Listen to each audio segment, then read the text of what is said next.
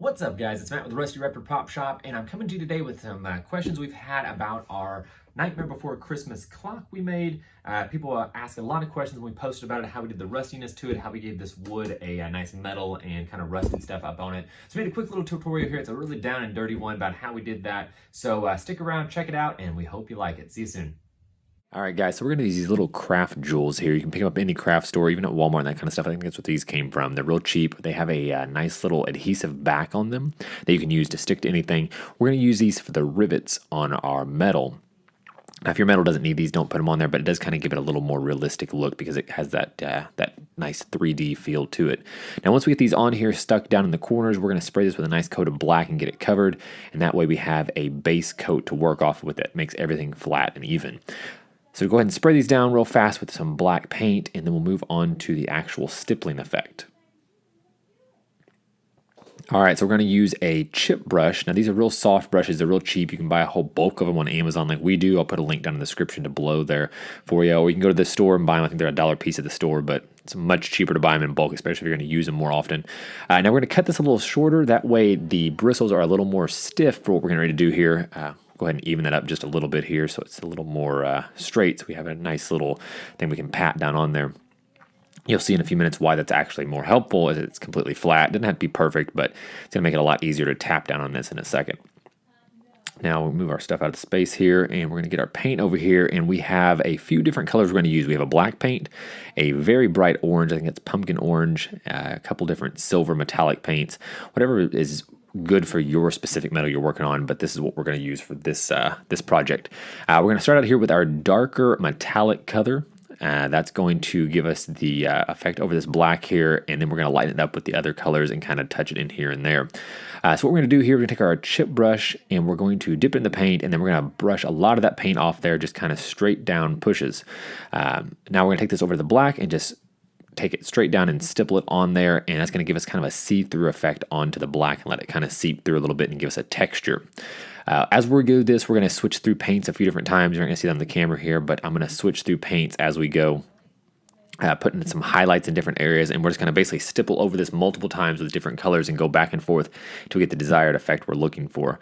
In a second, I'll get a close-up here for you so you guys can see exactly how this looks. But what it does is it lets some of the black through, but it also leaves the gray effect there to kind of give it some depth. Because when you're doing metal, you want it to have depth to it, because metals usually has kind of a porous look to it, so especially old metal. And this will give it that look. So you can kind of see on the thing here, I'm going to use a little bit lighter color and kind of highlight some of those areas, and you can kind of see the difference in the colors as those go on there. It's very, very subtle, but it gets that depth to it. Now, if for some reason you put too much of one of the colors on there, you can easily go back over it with the other stuff, or even if you mess up, just spray the whole thing black again and start from scratch. It's not a big deal. It takes a lot of different time and effort to kind of get these in there and just kind of dab them on. And after you get them on there, you can also take your dry brush and go back and just kind of dab on things to kind of thin it out. Now, as you can see here, this is what we started with. This black, we started it here, and then we have the finished metallic version. Now, we did add rust to our original one, so we're going to use this bright orange here, and we're going to take our little tiny brush. We'll get some of this paint on the plate here, and we'll take our little brush, and we're going to put a little bit of the rust around the rivets and kind of let it seep down a little bit. So let's see if we can get this on here. And then what you're going to do is, you don't need a whole lot on there. You're going to kind of lightly, so it's just lightly touching it. So you're just getting a little bit of the color on there. And then you can wipe it off as you go. And you just kind of want that to be just like a highlight on there. And kind of dry brushing it. So you're just going to use the least amount of paint as you possibly can to get a little color there. And you see me drying that off every time. Make sure that brush is really dry before I go in there. And then you're going to kind of make how rust kind of drips. And then you see me rubbing it off there. Rubbing off like that. Not a problem. Just get a little more paint on there. You keep bringing it down further and further. And you just want to keep rubbing that more and more I got some black on there. Nice. Now the good news is this is a good time to see. You can see this black I just messed up here. I've got it all over myself. You can fix that later on. It's not even, you're not even going to notice it in a little bit. You just go back with the paint brushes you had before, and we'll just blend that in. And I'm going to put some orange everywhere anyway, so it's not really going to matter. And sometimes you're going to want to cover that orange up because it's such a bright color anyways. You're going to cover it up with some of the darker grays and that kind of stuff. Oh, great. Awesome. Even better. And like you see, you can see I'm just rubbing that off. It's just rubbing the paint right off. But I'll just go back in a second here and we'll stipple that back in. You won't notice it anyways, so we'll ignore that. But you can see under here, you're just going to kind of with that orange, go all over it. Here. Let's do this. Let's get a little bit of that color back in there. And you can see you just put some of that gray back on here. Cover it right back up. You can also cover some of that orange up too, just to kind of dull it out a little bit. That kind of makes it look a little more realistic and not so bright.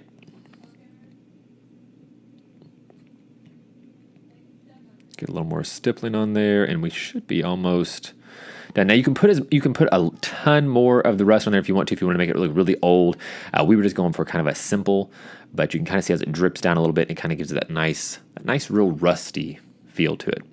And if it's not enough for you, you can always go back and add a little more. I like mine to be super, super rusty when we did it. Like if you saw the beginning part there where we had our actual Nightmare Before Christmas clock, we had that really, really dirtied up because that's just how it looked in the movie.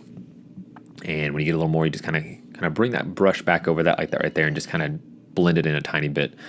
And you're just going to keep doing that on all the different spots you think it needs some.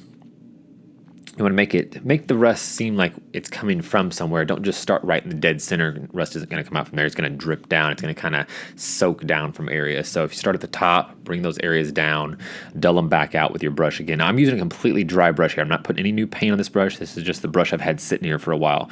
So when I'm putting that silver back on there, I'm not adding any extra paint to it. That's just the dry brush that's there from before and just the leftover paint from what I did. And you can see where this is dripping all the way down. So you're going to put a little bit under that where it drips onto the other rivet if you're doing it that way. That's all you have to do. All right, guys, thanks for hanging out with me. If you haven't already, go ahead and visit our website, www.rustyraptor.com, and go ahead and check out our Facebook page, The Rusty Raptor Prop Shop. Give us a like over there if you want to keep seeing videos. Let us know what you want to see, and we will try to make it happen. All right, guys, have a good one. We're heading out.